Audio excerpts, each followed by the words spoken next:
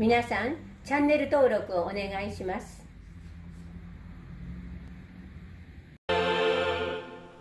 은혜 받으실 말씀은 창세기 45장 4절에서 8절을 봉독하겠습니다. 요셉이 형들에게 이르되 내게로 가까이 오소서. 그들이 가까이 가니 가로되 나는 당신들의 아우 요셉이니 당신들이 애굽의 판자라. 당신들이 나를 이곳에 팔았으므로 근심하지 마소서. 한탄하지 마소서. 하나님이 생명을 구원하시려고 나를 당신들 앞서 보내셨나이다. 이 땅에 2년 동안 흉년이 들었으나 아직 5년은 기경도 못하고 추수도 못할지라. 하나님이 큰 구원으로 당신들의 생명을 보존하고 당신들의 후손을 세상에 두시려고 나를 당신들 앞서 보내셨나니 그런즉 나를 이리로 보낸 자는 당신들이 아니요 하나님이시라. 하나님이 나로 바로 아비를 삼으시며 그 온 집의 주를 삼으시며 애굽 온 땅의 치리자를 삼으셨나이다. 아멘. 임마누엘 성가대 찬양과 니시 오케스트라 연주가 있은 후 연합성결신학교 총장이신 정규용 목사님 하나님의 기쁘신 뜻이라는 제목의 말씀 증거해 주시겠습니다. 아멘. 오늘은 맥주 감사절입니다. 여러분들이 성경 이미 읽어보시고 매해마다 맥주 감사절을 지내기 때문에 맥주절이 어떤 절기인지 여러분들은 아시고 계실 것입니다. 성경적으로 보면 맥주절과 오순절은 같은 날입니다. 근데 우리나라에서는 그 오순절은 성령 강림절로 지키고 맥주절은 날짜를 좀 옮겨서 7월 첫째 주일을 맥주 감사를 붙여서 맥주 감사절로 이렇게 보내고 있습니다. 전반기 하나님께서 우리를 어떻게 사랑하시고 우리를 어떻게 인도하셔서 여기까지 왔는지 하나님 앞에 전반기를 돌아보며 감사드리고 그리고 후반기를 또 감사로 하나님께 부탁하는 그런 절기다 이렇게 생각하시면 되겠습니다. 그래서 우리는 이런 감사절을 맞으면 감사의 조건을 생각하며 또 하나님 앞에 감사를 드리려고 합니다. 그런데 때로는 물론 근본적인 감사는 우리 마음에 있지만 때로는 현실 생활을 살다 보면 너무 문제가 많고 장애물이 많아서 이 감사를 가로막을 때가 많이 있습니다. 근데 그럴 때 우리는 어떻게 해야 더 감사를 드릴 수 있는지 이 시간 좀 생각해 보려고 합니다. 사실 문제가 있다는 것은 우리가 살아있다는 증거입니다. 우리가 죽으면 문제도 없습니다. 그러니까 문제가 있다는 것을 긍정적으로 받고 긍정적으로 우리가 그 문제와 싸워 나가면 되겠습니다.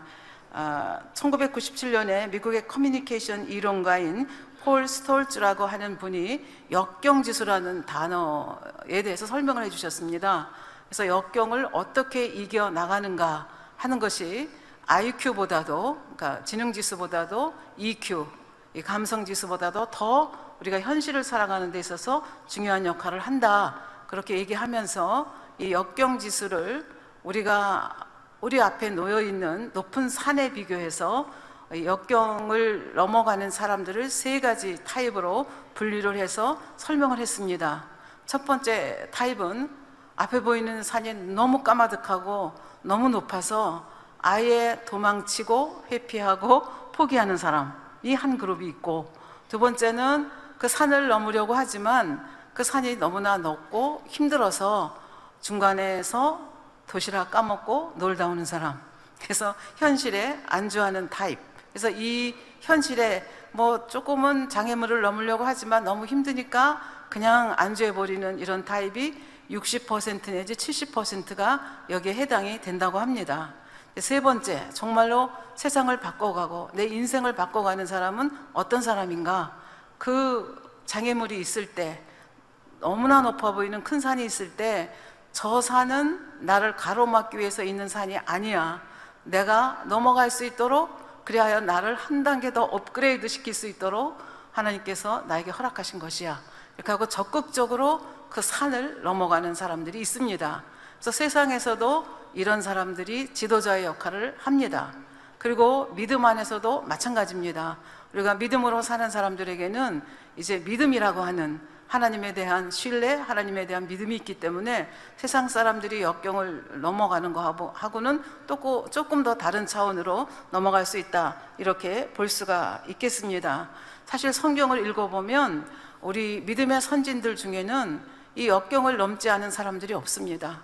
도저히 넘어갈 수 없을 것 같았던 그 험한 산을 믿음으로 넘어가신 분들이 우리에게, 오고 오는 세대들에게 영감을 주면서 하나님을 믿고 신앙생활을 잘 하도록 우리를 이끌어 가시는 분들이 계십니다.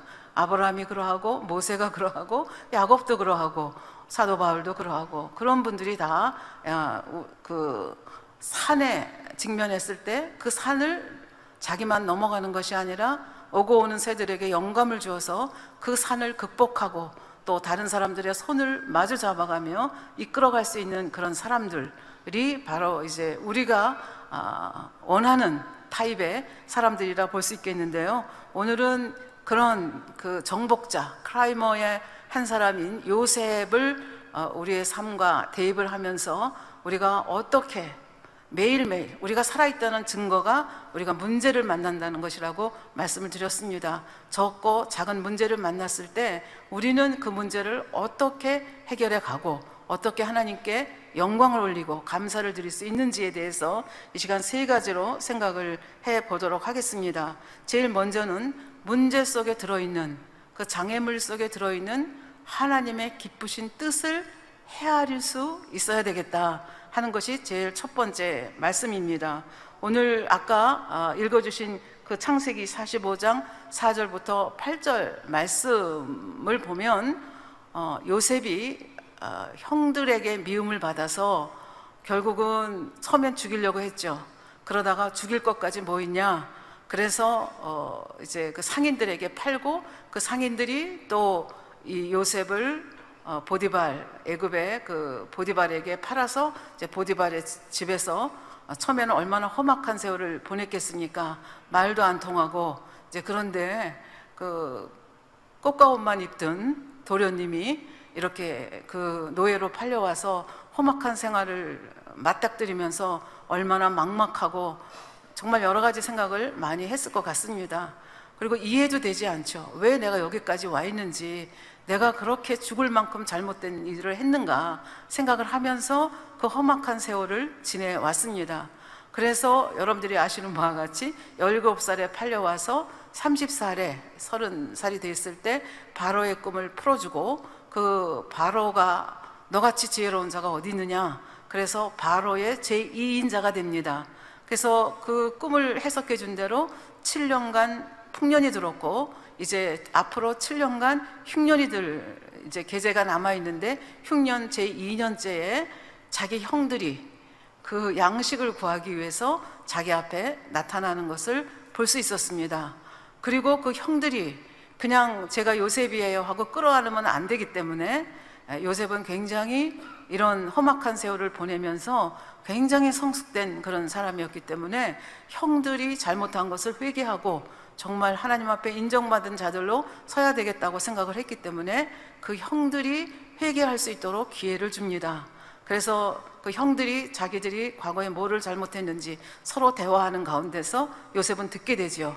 그러면서 이제 모든 것이 해결되었을 때 고백하는 말씀이 오늘 창세기 45장 4절부터 8절 말씀입니다. 내가 요셉이라고 그 형들 앞에 나타났을 때 얼마나 놀랐겠습니까? 한편으로는 너무 반가웠겠고, 그러나 더 무게가 실린 것은 아니 우리가 과거에 죽이려고 했는데 쟤를 팔았는데 제가 저렇게 높은 자리에 있으니 이거 우리는 죽은 거 아닌가? 이런 생각을 하면서 굉장히 두려운 마음이 많이 들었을 것입니다. 그런데 요셉은 그렇게 두려워하는 형들에게 뭐라고 말씀을 하시는가 하면은, 형들이 나를 팔았다는 것에 대해서 이것에 팔았으므로 근심하지 말고 한탄하지 마시라고 얘기를 합니다. 하나님이 지금 지나놓고 보니까 나도 처음에는 이해가 잘 안 됐지만 이렇게 세월을 지나놓고 보니까 왜 형들의 손을 통해서 나를 애굽에 팔았고 애굽에서 이렇게 파란만장한 시간을 지내가 했고 왜 애굽의 제2인자가 되게 했는지 이제서야 저도 깨닫습니다. 하나님의 기쁘신 뜻이 이제야 저도 깨달아집니다. 그러므로 정말로 나를 판 것은 당신이지만 그 배후에는 하나님의 커다란 손길이 있습니다. 그러므로 한탄하지 말라고 하면서 형제들을 위로하는 그런 모습을 볼 수가 있습니다. 우리도 마찬가지입니다. 어떤 문제에 딱 맞닥뜨렸을 때 도저히 이해할 수 없는 일들이 있고 누군가 나에게 너무 심하게 비난하고 뭔가 억울하게 했을 때 이해되지 않을 때가 있습니다. 그래서 그것이 기도한다고 해서 순간에 풀리는 것이 아닌 경우가 많이 있습니다. 그래서 그런 험악한 시간들을 지내고 나면 어느 순간 왜 그것을 허락했는지를 깨달을 수 있는 순간이 옵니다. 그래서 깨달으면서 그 사람을 통해서 나를 한 단계 더 고차원적인 사람으로, 더 성숙된 사람으로 만들기 위한 하나님의 기쁘신 뜻이 있었다라고 하는 것을 요셉이 깨닫듯이 깨닫게 되는 것을 볼 수가 있습니다. 그러니까 요셉은 지금 고백하는 바와 같이 형제들의 생명과 오고 오는 세대들의 생명을 구원하기 위해서 근동에 전체적으로 기근이 들었기 때문에 이 애굽에서 요셉이 이렇게 치리하지 않으면 굶어 죽을 사람들이 너무 많았거든요. 그러니까 생명을 살리시려고 나를 먼저 애굽으로 보내셨다, 이런 고백을 합니다. 그런데 하나님의 기쁘신 뜻은 여기에만 있지 않다는 것을 요셉은 형제들을 보면서 깊이 깨닫게 됩니다. 그래서 아버지 야곱과 온 식구들을 애굽으로 이민을 시키면서 고센이라고 하는 지방에 거할 수 있도록 역사하는 걸 볼 수 있습니다. 물론 바로의 허락을 받아야 되지만 어떻게 바로의 허락을 받아야 되는가까지도 형들의 입에 넣어져서 너희들이 직업이 뭐냐 물으면 우리는 목축을 하는 자들이라고 얘기를 하라. 그리고 이제 그러면 이제 고센 땅이 굉장히 기름진 땅입니다. 거기다가 이제 너희를 허락할 것이다. 그렇게 해서 고센 땅에 이스라엘 백성들이 뭉쳐서 모여서 살도록 합니다. 왜 그렇게 했겠습니까? 하나님께서 아브라함 할아버지, 증조 할아버지를 통해서, 이삭 할아버지를 통해서, 야곱을 통해서 언약하신 그 언약의 말씀대로 우리가 애굽 땅에 지금 와서 이렇게 살고 있지만 우리는 여기서 영원히 살 사람이 아니라는 것을 요셉은 깨닫습니다. 그렇게 하기 위해서는 하나님께서 이 백성들을 하나님이 약속하신 땅으로 인도하실 것인데, 그렇게 하기 위해서는 이 백성들이 애굽 사람들과 정치적인 이유로, 경제적인 이유로 섞여지게 되면 민족의 정체성이 없어지기 때문에 섞여 살지 않도록 하는 방향이 바로 고센 땅에 머물 수 있도록 인도한 것을 볼 수가 있습니다. 그러니까 하나님의 깊은 뜻을 처음에는 깨닫지 못했지만 10년이 지나고 20년이 지나면서 하나님의 기쁘신 뜻을 깨달으면서 이렇게 속 깊게 자기의 식구들을 고센 땅으로 인도하는 것을 볼 수가 있습니다. 그리고 마지막에 창세기가 끝나갈 무렵쯤 되면은 요셉이 110세의 나이로 세상을 떠나게 됩니다. 형들보다 먼저 세상을 떠나게 됩니다. 세상을 떠나게 되면서 그 형들에게 그리고 후손들에게 부탁을 하는 것을 볼 수가 있습니다. 아브라함 증조 할아버지도 가나안 땅에 무덤이 있고, 이삭 할아버지도 가나안 땅에 있고, 아버지 야곱도 가나안 땅에 장사 지내달라고 해서 가나안 땅에 장사를 지내줬거든요. 그런데 요셉은 나를 가나안 땅에 장례 지내달라 하지 않고 나를 애굽 땅에 묻어달라 후손들에게 부탁을 합니다. 그리고 언젠가 때가 되면 하나님이 너희를 건고하셔서 이 애굽 땅을 떠나게 하실 텐데, 그 애굽 땅을 떠나게 할 때 내 해골을 가지고 가나안 땅으로 가서 그 가나안 땅에 내 해골을 묻어달라고 부탁하는 것을 볼 수 있습니다. 여기에도 요셉은 하나님의 기쁘신 뜻을 깨달았기 때문에, 알았기 때문에 이렇게 말하고 행동하는 것을 볼 수가 있습니다. 만일에 요셉의 무덤까지 가나안에 있었다고 하면 백성들은 그냥 그렇게 1, 2년 산 게 아니고 400년을 살았기 때문에 자기들이 어떤 백성인지 어디로 떠나야 할지도 모를 수도 있습니다. 그러나 애굽의 제2인자 역할을 했던 우리의 선배, 우리의 선조 요셉이 있는 무덤을 방문하면서 요셉의 유언을 머릿속에 그려봅니다. 그러면서 생각하죠. 우리는 애굽 땅에 영원히 있을 사람이 아니야. 언젠가는 하나님께서 인도하시면 우리는 약속의 땅으로 갈 사람이다 하는 이 교육을 자기의 무덤을 통해서 시킨 것을 우리는 알 수가 있고, 또 여러분들이 이제 출애굽기를 보면 출애굽할 때 이 요셉의 뼈를 정말로 가지고 나옵니다. 그리고 여호수아에 보면은 여호수아서 24장 32절에 보면 이스라엘 자손이 애굽에서 이끌어낸 요셉의 뼈를 세겜에 장사했다, 이런 것을 볼 수가 있습니다.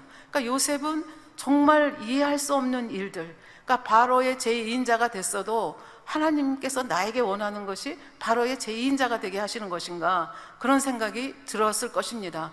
그것이 이해가 되지 않습니다. 세상적으로 출세한 일이긴 하지만 바로의 제2인자가 된다고 하는 것이 뭐 그렇게 대단하겠습니까? 그러니까 하나님의 기쁘신 뜻을 상고하고 그러다가 형들을 만나고 나니까 확연히 그림이 그려지고 하나님의 섭리가 이해가 되고 하나님의 뜻이, 기쁘신 뜻이 이해가 되면서 이렇게 하는 것을 볼 수가 있습니다. 랍비 요나단이라고 하는 사람과 랍비 예후다라고 하는 사람이 스승인 랍비 라시바에게 교육을 받았습니다. 이 두 사람은 굉장히 훌륭한 랍비가 됐습니다. 그래서 그 스승이 아끼는 그런 이제 제자가 돼서 또 밖에 다른 데 나가서 또 랍비의 역할을 하겠죠. 그런데 하루는 이 스승인 랍비 라시바가 자기 아들을 불러서 지금 나가서 랍비 역할을 하고 있는 두 분은 굉장히 훌륭한 랍비니까 내가 그분들을 찾아가서 축복의 말씀을 좀 받아오라고 그렇게 얘기를 했습니다. 그래서 이 아들이 아버지의 말씀을 따라서 그 두 랍비를 찾아가서 우리 아버지께서 이렇게 말씀하셨습니다. 저에게 축복을 내려주십시오. 이렇게 얘기를 했습니다. 그 두 사람이 의논하더니 다음과 같이 이 아들에게 축복의 말을 했습니다. 여러분들이 들어보시면 이게 축복의 말인가 저주의 말인가 좀 의심이 가는 그런 말을 합니다. 내가 농작물을 심지만 수확하지는 못할 것이다.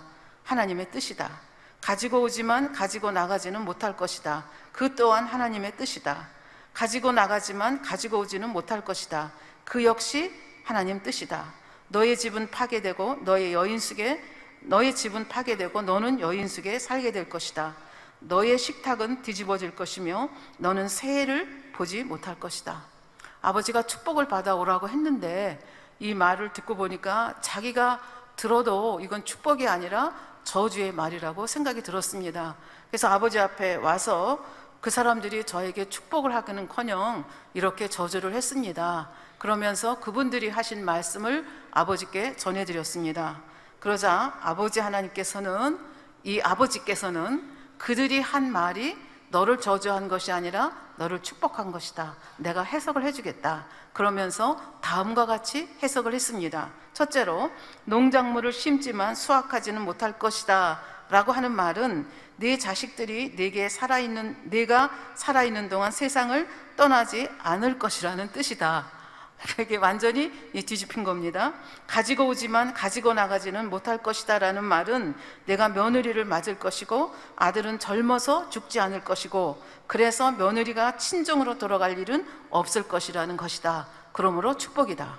세 번째, 가지고 나가지만 가지고 오지는 못할 것이다. 두 번째 해석을 해줬으니까 여러분들 해석이 좀 되시죠? 그러니까 이렇습니다. 내 사이들이 젊어서 죽지 않을 것이고 결과적으로 딸들이 친정인 너희 집으로 돌아올 필요가 없으니 이것도 축복이다. 네 번째, 너희 집은 파괴되고 너는 여인숙에 살게 될 것이다 라는 말에서 너희 집은 무덤이고 여인숙은 이 세상을 말한다. 따라서 내가 일찍 죽지 않고 장수하리라는 축복의 말씀이다.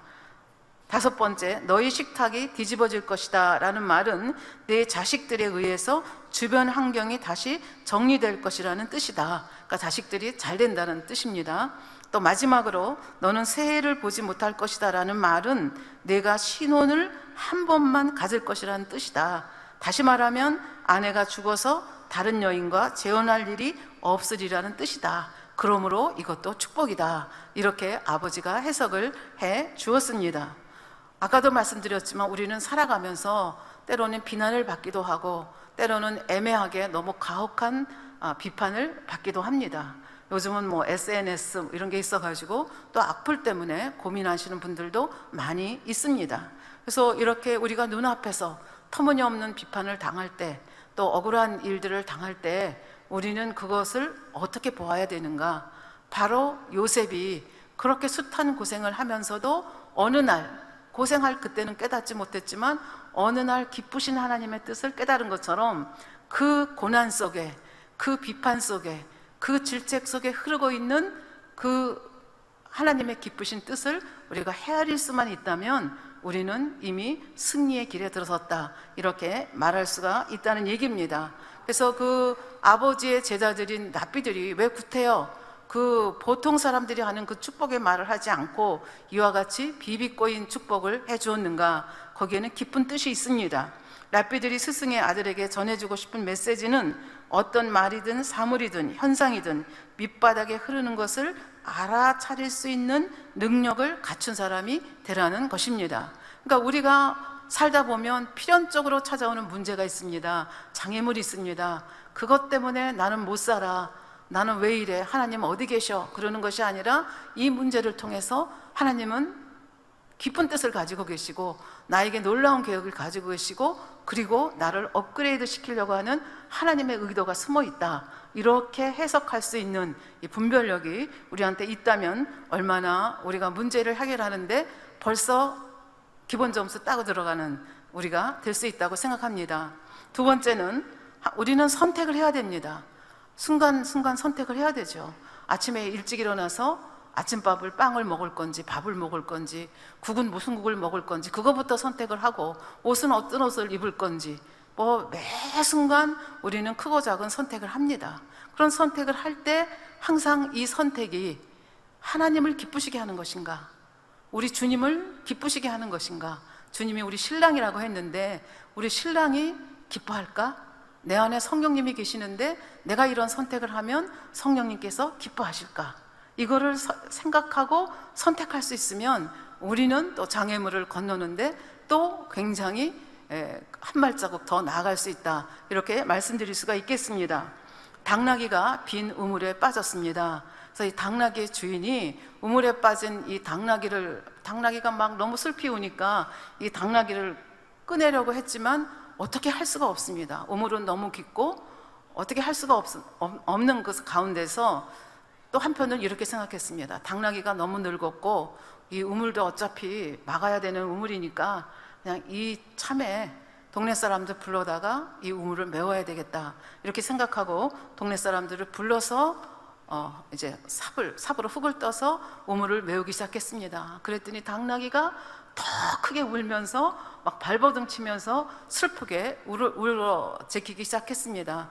그러나 뭐 주인의 마음이 그렇고 당나귀는 늙었고 우물은 쓸 데가 없으니까 이렇게 해서 메워가고 있는데 한참을 메우다 보니까 당나귀 울음소리가 안 들리는 거예요.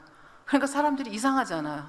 그래서 우물 밑을 내려다 보니까 전혀 상상하지 못한 일이 벌어졌습니다. 당나귀가 처음에 흙이 한두 삽 올 때는 그렇게 울부짖더니 어느 순간부터 자꾸 떨어지는 흙 위로 디디고 올라서 가지고 그걸 밟는 겁니다. 그러니까 흙이 점점 쌓여서 올라오고 당나귀는 자기가 살 수 있다는 소망이 있으니까 우는 게 아니라 열심히 그 밖에서 던져주는 흙을 디디고 있었다, 그런 얘기가 됩니다. 당나귀도 이렇게 지혜로운데 우리는 어떻게 생각을 해야 되겠느냐 하는 생각을 하게 됩니다. 그래서 요셉이 어떤 선택을 했는지, 그러니까 그때마다, 그러니까 선택은 한 번만 하고 끝나는 것이 아니라 순간순간마다 때로는 큰 선택을 해야 되는 경우도 있고 자그마한 선택을 해야 되는 경우도 있는데, 요셉이 이렇게 오고 오는 세대들에게 영감을 주는 이 정복자로서의 삶, 하나님께 영광을 돌리는 삶을 살 수 있었던 그 선택의 비결은 무엇이었는가, 어떤 선택을 했는가를 한번 보도록 하겠습니다. 처음에 보디발의 집에 노예로 팔려갔습니다. 정말 내가 뭘 그렇게 잘못했길래 그거 뭐 조금 아버지한테 일러 바쳤다고 그것 때문에 나를 이렇게 미워했는가, 채색옷 뭐 내가 입고 싶어서 입었나, 아버지가 입혀줬지, 그런 생각하면 너무너무 억울하죠. 그러나 자기는 이미 팔려와 있고 말도 안 통하는 이곳에 와 있습니다.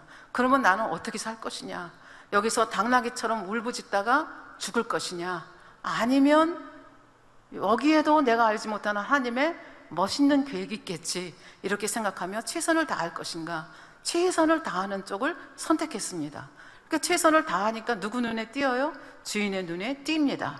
그래서 노예의 신분에서, 물론 총무라고 해서 노예가 아닌 건 아니지만 총무로 발탁이 돼서 인정을 받고 모든 것을 이제 그에게 맡기는 놀라운 일이 벌어졌습니다. 이렇게 일이 잘 되고 있을 때 또 한 번의 선택의 기회가 옵니다. 보디발의 아내가 날마다 눈짓을 하면서 이 잘생긴 요셉에게 동침하기를 구합니다. 그랬을 때 요셉은 사실은 혈기방장한 청년이었고 애굽에는 그를 아는 사람이 아무도 없습니다. 그가 하나님을 염두에 두지 않았다면, 하나님이 모든 것을 보고 있다는 생각을 하지 않았더라면 이 보디발의 아내의 유혹에 넘어갔을 수도 있었습니다. 그런데 요셉은 그 창세기 39장 9절에 보면 이 집에는 나보다 큰 이가 없으며 주인이 아무것도 내게 금하지는 아니하였어도 금한 것은 당신뿐이오니 당신은 자기 아내임이라. 그런즉 내가 어찌 이 큰 악을 행하여 하나님께 득죄하리이까. 그러니까 요셉은 누구의 눈을 의식하고 살았는가 하면 하나님의 눈을 의식하고 살았습니다. 그럼 우리는 누구의 눈을 의식하고 살아야 됩니까? 주님이 우리와 함께 하시겠다고 우리가 주님을 영접했거든요. 그리고 성령이 우리 마음속에 계시고 지금 자정하고 계시거든요. 그러면 우리는 누구의 눈을 의식해야 됩니까? 신랑 대신 나를 사랑하는데 얼만큼 사랑해요? 생명을 주시기까지 사랑하신 그 신랑이 지금 내 안에 계시고 성령님이 나 안에 계시는데 나는 어떤 선택을 해야 될까? 요셉을 생각하면서 우리가 생각할 수 있을 것 같습니다. 더 놀라운 것은 감옥에 갔을 때 사실 우리는 3년 만에 나온다는 거 알았습니다. 그러나 요셉은 거기서 언제 자기가 나올지 몰랐습니다. 근데 감옥에서도 내가 재수가 나빠서, 내가 무슨 팔자가 이렇게 나빠서 여기 있는가 생각하지 않았습니다. 여기도 하나님의 무슨 뜻이 있겠지 생각하며 거기서도 최선을 다했습니다. 누구 눈에 띄었습니까? 전옥의 눈에 띄었습니다. 그래서 감옥에 있는 일체를 요셉에게 맡겼고, 그 요셉이 그 바로의 떡 맡은 자, 술 맡은 자의 꿈을 또 해석을 해주는 일이 벌어지고 나를 기억해 달라고 했는데 이 술 맡은 자가 기억을 안 하고 또 세월이 흘러갔습니다. 또 썩고 있는 거죠, 감옥에서. 그럼에도 불구하고 변명하거나 억울하다고 호소하는 일이 성경에는 나타나고 있지 않습니다. 그래서 결국은 이런 요셉을 하나님께서 귀히 보시고 바로의 꿈을 해석할 수 있는 기회를 주셨고, 그래서 바로의 제2인자가 됐습니다. 그리고 아까 말씀드린 대로 이제 그 아버지, 온 식구들이 다 왔고 아버지가 애굽으로 온 지 17년이 흘러서 이때 요셉의 나이가 56세입니다. 계산을 해보면, 그래서 30에 총리가 되고 7년 7년, 흉년 풍년, 풍년 흉년, 그래서 44살까지 사실은 그걸 관리할 수 있는 그 직책에 있었죠. 그리고 그 후에는 직책에 있었는지 없었는지 성경에는 자세히 말하고 있지 않습니다. 그럼에도 불구하고 이 요셉이 얼마나 큰 인물이었는지, 애굽에서 얼마나 큰 인물이었는지를 우리에게 알 수 있도록 해주는 장면이 나옵니다. 그 장면이 아까 말씀드린 대로 아버지 야곱이 돌아가셨을 때 그 아버지 야곱이 자기를 애굽 땅 아닌 가나안 땅에 묻어달라고 얘기를 했습니다. 근데 여기 보면 사실 애굽에서 왕족이 세상을 떠나면 72일간의 긴 장례 기간이 있습니다. 그런데 이 요셉의 아버지 야곱이 돌아가셨을 때 70일간을 장례식을 치릅니다. 여러분들 장례식 치러보면 알겠지만 요새 3박, 뭐 길면 5박, 이렇게 5일장 이렇게 하는데요. 그 장례를 치르는 기간 동안은 온 식구가 다 마비가 됩니다. 왜? 다 거기에 집중해야 되기 때문에 그렇습니다. 그러면 애굽이라고 하는 큰 나라가 요셉 때문에, 요셉의 아버지의 죽음 때문에 70일이라는 그 긴 기간을 나라가 마비될 정도가 되어 있습니다. 그럼에도 불구하고 누구도 불평하는 사람이 없습니다. 그럼 왜 그렇습니까? 요셉이 내가 애굽의 제2인자라고 교만을 떨지 않았고 겸손하게 자기 자리를 지키고 성실하게 살았기 때문에 바로 왕에게만 인정을 받은 것이 아니라 애굽 백성들에게도 인정을 받았다. 그러니까 무슨 선택을 했습니까?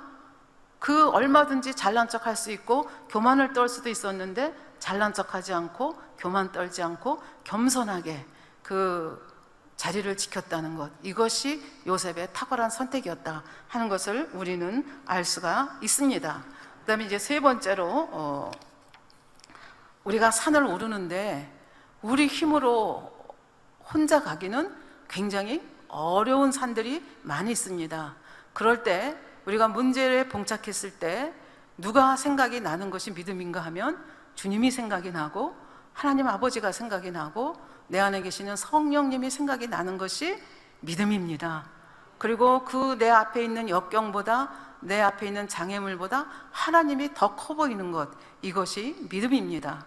그래서 우리가 어려울 때, 이런 문제가 있을 때, 도저히 내 힘으로는 전혀 가능성이 없을 것 같은 그런 문제에 봉착을 했을 때 우리는 누구를 불러야 되는가 하면 주님을 불러야 됩니다. 성령 하나님을 불러야 되고 여호와 하나님을 불러서 그 주님과 함께, 하나님과 함께 산을 오르면 하나님이 독수리 날개로 나를 안아서 그 산을 넘게 하실 수 있다는 것을 우리는 성경 여러 것을 통해서 볼 수가 있겠습니다. 우리 생활 속에서도 저는 마찬가지라고 생각을 하는데요. 그러면 이제 아까 요셉이 우리에게 영감을 주는, 이렇게 넘지 못할 산을 믿음으로 넘은 사람이다. 그리고 세상적으로 봐도 성공했고 아버지의 섭리면에서도 완벽하게 아버지의 섭리를 이루어주신 분이다, 그렇게 말씀을 드렸는데, 그럼 요셉은 도대체 무슨 힘으로 이렇게 갈 수 있었는가 하는 것입니다. 그 두 가지를 들 수가 있겠는데요. 요셉에게는 하나님이 주신 꿈이 있었습니다. 근데 그 꿈 때문에 형제들의 미움을 받았죠. 자기 곡식단이 일어나고 형제의 곡식단들이 자기한테 절한다고 얘기했다가 미움을 받게 되고, 그 다음에는 달과 해와 달, 그 다음에 11별이 자기에게 절한다 그랬다가 더욱더 믿음을 받게 됐다고 성경은 우리에게 기록을 하고 있습니다. 이게 표면적인 뜻은 알고 있지만 이것이 구체적으로 무엇을 뜻하는지는 요셉은 알지 못했습니다. 그럼에도 불구하고 하나님께서는 나를 통해서 엄청나게 놀라운 계획을 가지고 있다는 것을 그 꿈을 통해서 믿음으로 갖게 된 거죠. 그리고 또 하나는 요셉의 아버지는 야곱입니다. 할아버지는 이삭이고 증조 할아버지는 아브라함입니다. 그분들 굉장히 오래 사셨습니다. 그러면서 오고 오면서 무슨 얘기를 많이 들었겠습니까? 아버지 아브라함이, 증조 할아버지 아브라함이 본토 친척 아비집을 떠나러 갈 때 이렇게 떠났어. 기근이 들었을 때 애굽에 갔다가 바로왕에게 우리 증조 할머니 빼앗길 뻔했지. 그때 어떻게 하나님께서 개입하셨지? 그리고 100세에 얻은 아들을 모리아산에서 각을 떠서 번제로 드리라고 했을 때 우리의 증조 할아버지는 어떻게 하셨지? 그리고 할아버지 이삭은 어떻게 했지? 하나하나 들었던 이야기들을 떠올리는 겁니다. 우리 아버지 야곱은 그렇게 속이고 라반 외삼촌 집에 가서 어떻게 험한 세월을 살았는지, 어떻게 자기를 지켰는지, 어떻게 약복강 앞에서 정말 이 대퇴골이 이렇게 위골되는 그런 엄청난 기도를 드려서 결국 영으로 들어가고 그렇게 엄청난 일들을 이뤄냈는지, 이걸 들었던 것들을 하나하나 기억에 되살리는 겁니다. 그러면서 여러 가지 어려움이 있을 때마다 누구를 기억을 해요? 증조 할아버지, 아버지를 기억을 하면서 그분들을 하나님께서 어떻게 놀라운 계획으로, 어떤 놀라운 손길로 인도해 갔는지를 마음속에 새깁니다. 그러면 나는 이 상황 속에서 이 문제를 어떻게 풀어가야 되는가 하는 것을 곰곰이 생각하고 기도해 나갔기 때문에 결국은 그런 요셉이 우리에게 영감을 불어넣어주는 요셉이 될 수 있었다, 그렇게 말씀을 드릴 수가 있겠습니다. 오늘 사는 우리에게도 저는 마찬가지라고 생각이 됩니다. 우리도 똑같은 하나님을 모시고 사는 사람들입니다. 전지전능하신 하나님, 나를 사랑하시되 외아들 예수 그리스도를 내주기까지 사랑하시는 우리 아버지 하나님, 그리고 자기 생명도 아끼지 않고 내주신 내 신랑 되신 주님, 그리고 성령님 내 안에 계시는데, 그분들은 우리가 상상할 수 없을 만큼 전지전능하시고 정말 모르는 것이 없고 불가능한 것이 없는 그분들이 계시는데, 그분들의 도움을 받는다면 내가 넘어가지 못할 것이 무엇이 있겠는가? 이런 생각을 우리는 얼마든지 할 수 있고, 그분들의 도움을 어떻게 받느냐, 무조건 기도만 한다고 되는 것은 아니라는 것을 우리는 말씀을 통해서 많이 배웠습니다. 그래서 나 홀로 가는 길이 아니라 그 전지전능하신 하나님과 같이 손을 잡고 간다면 못 넘을 산이 없다, 이렇게 말씀을 드리면서 그렇게 못 넘을 산을 넘어가신 한 분의 이야기를 여러분에게 들려드리고자 합니다.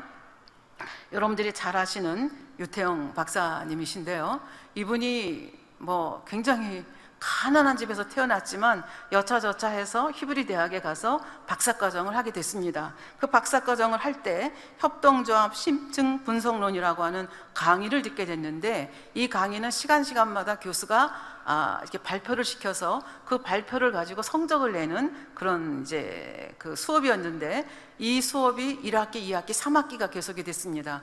그래서 한 학기에 F를 맞으면 이게 또 1년을 더 해야 되는, 어떻게 보면 이제 히브리 학제가, 그 히브리 대학 학제가 그렇게 되어 있기 때문에 이제 F를 맞으면 안 되는 이제 그런 상황인데, 이제 이분한테 이제 뜻하지 않은 장애물이 오게 됐습니다. 그 주간 끝나고 났는데 교수님이 이 유태영 박사님한테 책을 한 권 내밀면서 이렇게 얘기를 했습니다. 다음 주에 발표죠. 이 책에, 다른 책에는 안 나오는 사실들이 있는데 이 책에서 다른 책에는 안 나오는 부분을 찾아서 요약을 해서 다음 시간에 발표를 하십시오, 그렇게 얘기를 했습니다. 그래서 이분은 당연히 그게 영어책이라고 생각을 한 거죠.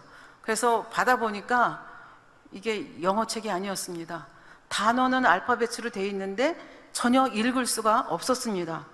그래서 너무 놀라서 교수님한테 책을 내밀면서 이게 도대체 어느 나라 말입니까? 하고 물었더니 스페인어라고 얘기를 했습니다. 그러니까 그 교수님한테 항의 비슷하게 얘기를 하는 겁니다. 교수님, 저는 스페인어를 배운 적도 들어본 적도 없습니다. 그리고 그 책을 돌려드리려고 했는데 교수님이 살짝 미소를 지으면서 이렇게 말씀을 하셨습니다. 스페인어는 아주 쉽습니다. 그러니 그냥 읽고 발표하시기 바랍니다. 이게 정말 이게 사람 죽을 노릇이죠. 더군다나 이 과목에서 발표를 못하게 되면 아까도 말씀드렸듯이 1년을 더 머물러야 됩니다. 근데 여러분들 유학 가가지고, 우리나라에서도 1년 꾸는 거 보통 일 아니잖아요.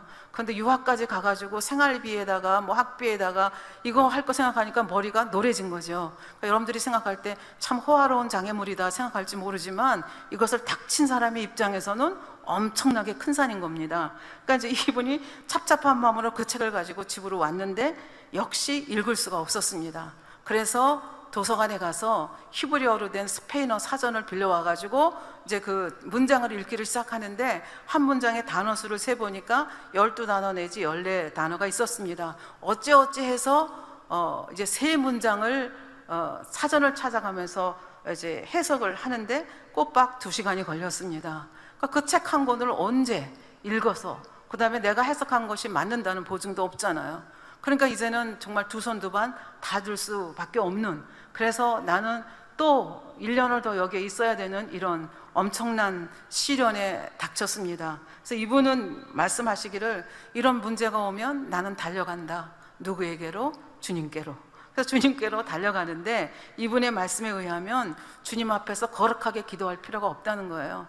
내가 스페인어 못하는 것도 아시고, 내가 이거 발표 잘 못하면 1년간 묵어야 된다는 것도 아시고, 나에게 경제적인 문제가 있다는 것도 다 아는데 그 하나님 앞에 가서 기채우 일양만강하옵시고 이렇게 기도해봤자 소용없다는 거예요.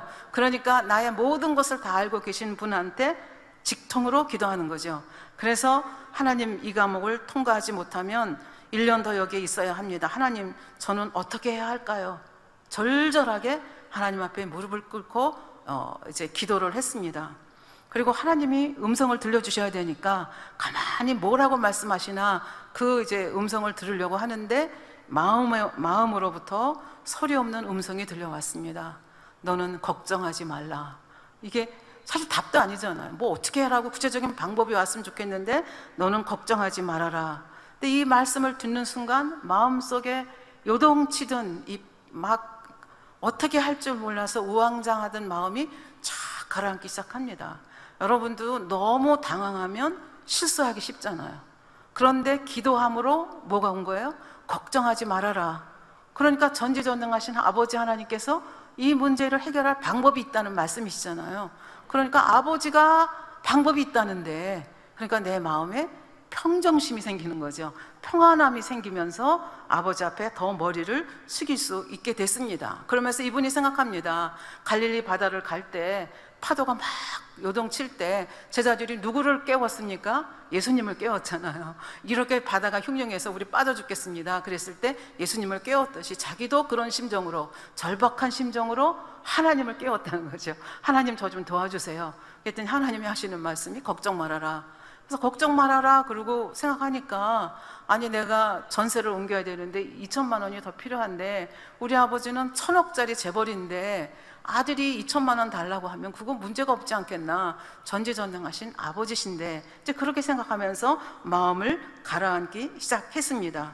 그래서 걱정 말아라 말씀하셨기 때문에 하나님 알겠습니다, 감사합니다. 그리고 또 아버지 앞에 이제 불안한 마음이 다 없어졌기 때문에 그럼 어떻게 해야 될까요? 이렇게 하는데 순간적으로 하나님께서 지혜를 주셨습니다. 야, 이 대학이 세계에서 유명한 대학인데 그 스페인에서 온 놈이 없겠느냐, 온 학생이 있겠는데 그런 사람 찾으면 되지 않겠느냐. 그게 퍼뜩 지혜로 떠올랐습니다. 그렇지, 내가 그 생각을 못했을까. 근데 히브리 대학은 얼마나 대학교가 큰지 한 학과가 우리나라 대학 건물 하나에 해당될 만큼 어마어마하게 크다고 합니다.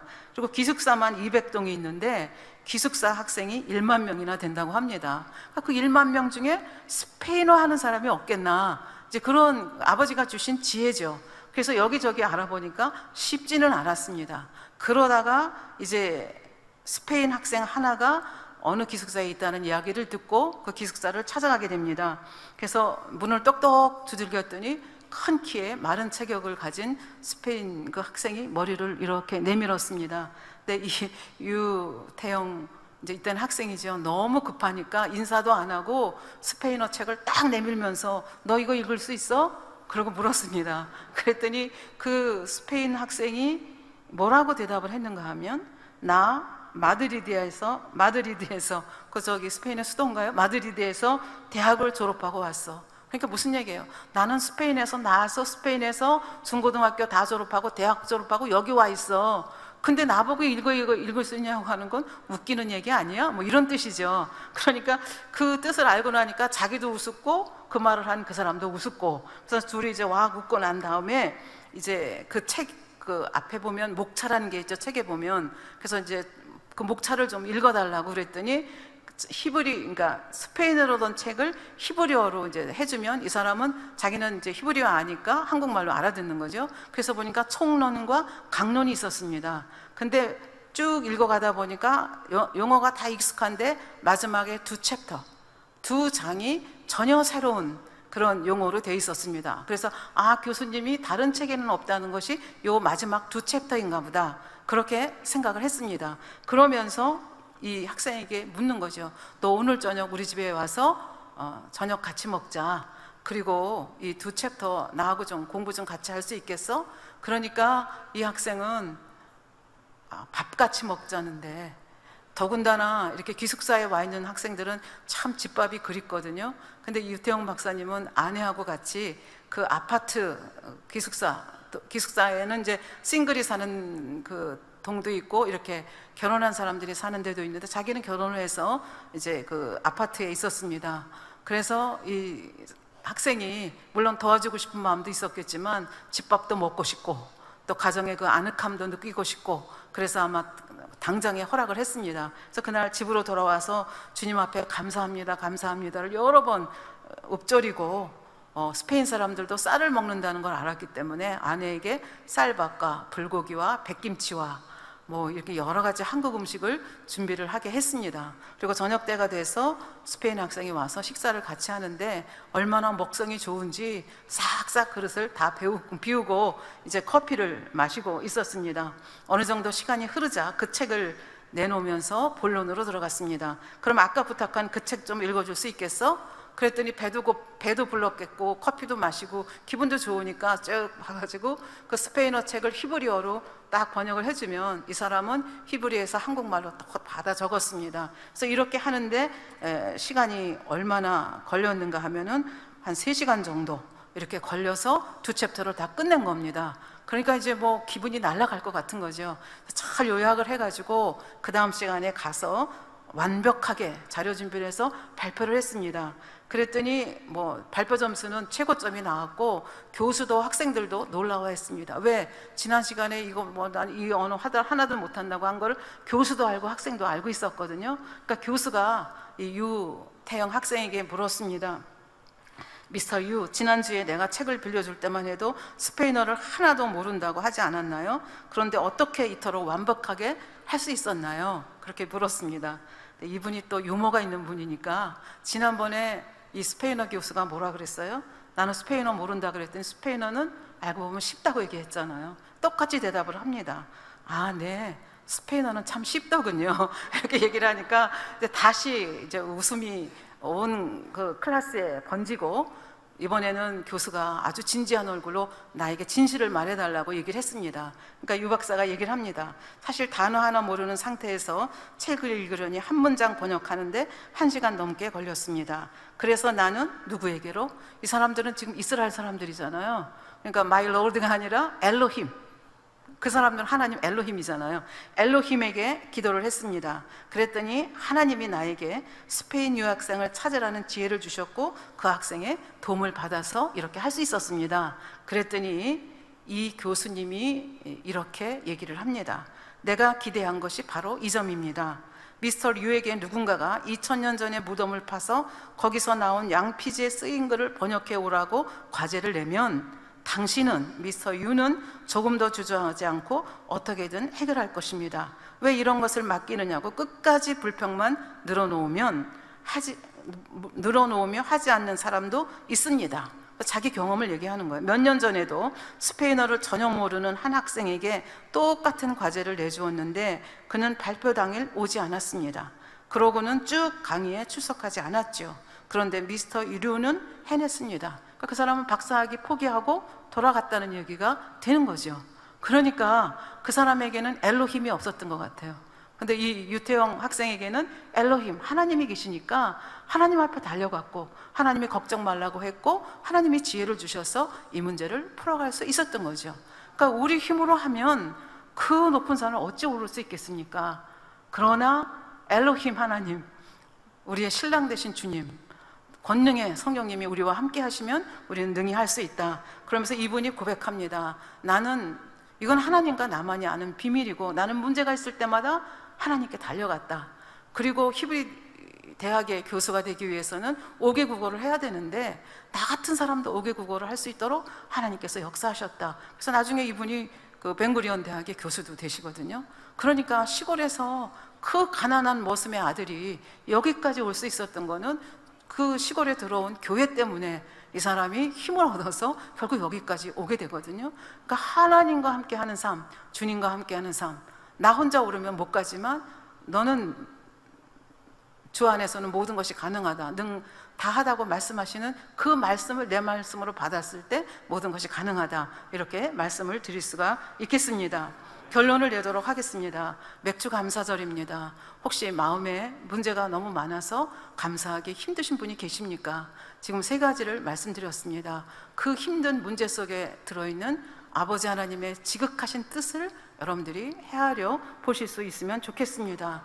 그리고 내가 하는 선택, 크고 작든 간에 그 선택이 내 안에 계시는 신랑 되신 주님을 기쁘게 하는 건지 성령님을 기쁘게 하시는 건지를 체크를 하시면 좋겠습니다. 3번째, 나 혼자서는 안 되니까 전능하신 하나님의 손을 잡고 SOS 청하면 그 주님은 언제든지 기다리거든요. 아들까지 내주셨는데 못 주실 것이 무엇이 있겠습니까? 이것도 믿음인 거죠. 그러니까 문제보다 더 크신 하나님의 손을 잡고 넘어가면 못 건널 것이 없다 하는 것을 말씀을 드렸습니다. 그래서 이 고난과 역경이라고 하는 것은 우리를 넘어뜨리기 위해서 하나님이 허락하시는 것이 아니라 우리를 업그레이드 시키기 위해서 하나님이 허락하시는 것이다 라고 하는 믿음. 2번째는 사실 기독교는 고난을 극복하는 종교입니다. 우리의 신랑 되신 주님도 고난을 이 땅에서 당하시고 십자가 못 박혀 죽으심으로 부활의 영광으로 나오셨습니다.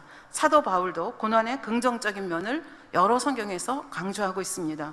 베드로도 그리스도를 고난의 본복이라고 얘기합니다. 사도 베드로도 우리에게 오늘도 말씀을 하십니다. 베드로전서 4장 16절에 보면 만일 그리스도인으로 고난을 받은 즉 부끄러워 말고, 부끄러워할 것이 없다는 거죠.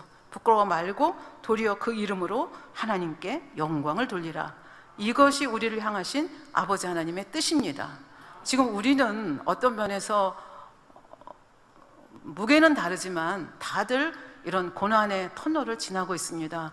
그러면 나는 지금 그냥 아예 도망치고 회피하는 사람인지, 아니면 중간에서 도시락 까먹고 앉았는 사람인지, 아니면 하나님 손잡고 넘어가는 사람인지 다시 한번 나를 살피실 수 있게 바라고, 하나님께서 우리에게 이런 고난을 허락하신 것은 하나님, 그러니까 이렇게 퍼질러 있는 사람들, 그 다음에 안주해 있는 사람들을 끄집어 올려서 같이 산을 넘는 정말 크리스찬 리더가 될 수 있도록 우리를, 그러니까 열방을 하나님 나라를 만들어 갈 수 있는 유능한 하나님의 일꾼이 될 수 있도록 우리를 이끌어 가시는 하나님의 손길이다, 이렇게 생각하시면 훨씬 더 넘기가 쉽지 않겠나, 소망이 있지 않겠습니까? 예, 말씀 참고하시면서 기도하시겠습니다. 아버지 하나님 감사합니다. 오늘은 맥주 감사절입니다. 지난 6개월 동안도 아버지 하나님께서 극진한 사랑으로 우리를 보호하시고 인도하시고 여기까지 이끌어 오셨습니다. 남은 6개월도 아버지 손에 맡겨드립니다. 아버지가 우리와 함께 계시고 주님이 함께 계시고 성령 하나님이 함께 계시니 무엇을 염려하고 무엇을 걱정하겠나이까. 아버지 하나님, 언제나 주님의 그 신랑 되신 주님의 내 시선을 고정하고 주님이 기뻐하시는 것이 무엇인지, 성령이 기뻐하시는 것이 무엇인지, 그리고 하나님을 의지하며 이 길을 끝까지 승리하며 결국은 정복하고 요셉이 우리에게 오고 오는 세대에게 영감을 주는 것처럼 우리도 거룩한 영감을 주는 아버지의 귀한 일꾼 되도록 도와주시옵소서. 감사드리며 우리 주 예수 그리스도의 이름으로 기도하옵나이다. 아멘. 영상으로 당장의 환자 기도를 받겠습니다.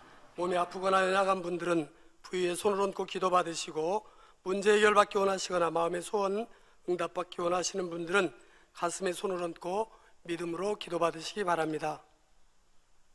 할렐루야. 전능하신 사랑의 아버지 하나님, 이 시간 기도받는 모든 성도님들 위해 안수하여 주옵소서. GCN과 인터넷과 화상을 통해 기도받는 지교회와 지성전, 그리고 전 세계 하나님의 자녀들 위에도 시공간을 초월하여 역사하여 주시기를 원합니다. 믿어지는 믿음을 주시고 부정적인 생각과 의심의 세력을 물리쳐 주옵시며 모든 시험 환난도 물리쳐 주옵소서. 머리부터 발끝까지 오장육부 뼈 마디마디 온몸의 신경 조직 세포 등 아픈 곳마다 성령의 불로 태우시고 근본의 빛으로 역사하여 주옵소서. 예수 그리스도의 이름으로 명하노니 원수마귀 사단 모든 질병 균 연약함아 물러가라. 빛이여 임하라. 모든 불치 난치병도 성령의 불로 태워 깨끗게 하여 주옵소서. 말라리아를 비롯한 모든 풍토병도 물리쳐 주옵소서. 감기, 기침, 열, 몸살, 독감 등 각종 유행성 질병도 다 물러가라. 어떠한 유행성 질병 균도 틈타지 않게 지켜 주옵소서. 위암, 폐암, 간암, 유방암, 자궁암, 대장암, 피부암 등 각종 암과 에이즈, 백혈병, 뇌졸중, 고혈압, 저혈압, 심장병, 폐병, 위장병, 당뇨, 부인병, 피부병, 갑상선 질환과 모든 염증도 깨끗게 하여 주옵소서. 소아마비, 중풍, 관절염, 디스크도 온전케 하여 주옵소서. 요통, 두통, 신경통을 비롯한 모든 통증은 사라질지어다. 간질, 자폐증, 우울증, 조울증, 노이로제 등 모든 정신질환도 물러가라. 모든 마비된 것도 풀어지고 일어나 걷고 뛸지어다. 눈도 잘 보이게 하옵시고 귀도 잘 들리게 하여 주옵소서. 소경은 눈을 뜨고 기머거리는 들으며 벙어리는 말할지어다. 각종 사고, 후유증도 깨끗게 하시고 부러진 뼈도 붙여 주옵소서. 화상 입은 것도 온전케 하옵시고 화기암 물러가라. 열도 물러가라. 아버지 흉터 나지 않게 역사해 주시기 원합니다. 마약을 비롯하여 각종 약물과 독극물, 중독도 깨끗함을 입을지어다. 죽은 신경과 세포가 살아나며 죽은 자도 살아나게 하여 주옵소서. 잉태의 축복도 주시기를 원합니다. 잉태의 축복을 받으라. 예수 그리스도의 이름으로 명하노니 원수마귀 사단아, 하늘 공중 곳에 잡은 악의 영들아 물러가라. 그의 사자들도 물러갈지니라. 이 땅의 악한 영, 더러운 영, 거짓되고 간사한 영, 의간질하고 미혹하는 모든 어둠들은 물러가라. 모든 흉악의 결박을 풀고 어둠아 물러가라. 빛이여 임하라. 아버지 하나님, 부르짖어 기도할 수 있는 능력을 주시고 죄를 버리고 성결될 수 있는 능력을 주옵소서. 영원히 잘됨같이 범사에 잘되게 하시고 가정의 복음화도 이루어 주시기를 원합니다. 한 주간도 모든 사고와 재앙으로부터 지켜주시고 불통이 없는 형통한 삶을 살 수 있도록 축복해 주옵소서. 성령의 불담으로 천군 천사와 주님의 불꽃 같은 눈동자로 모든 하나님의 자녀들과 가정, 일도, 사업들을 지켜주시기를 원합니다. 학생들에게 지혜와 명철을 더하시고 공부할 수 있는 뜨거운 마음과 열정도 더하여 주옵소서. 마음과 생각을 세상에 빼앗기지 않도록 지키시고 하나님을 뜨겁게 사랑하는 학생들로 축복하여 주옵소서. 하나님의 자녀들이 먹으나 마시나 입으나 무엇을 하든지 하나님 앞에 영광 돌리는 삶이 되게 축복하여 주시기를 원합니다. 나는 하나님을 만났노라, 체험했노라, 응답 받았노라, 축복 받았노라 간증하는 입술이 되게 역사하여 주옵소서. 아버지 하나님 감사합니다. 홀로 영광 받으옵소서. 우리 주 예수 그리스도의 이름으로 기도하옵나이다. 아멘. 涙の中おらる主、愛の主、それは命与える救いの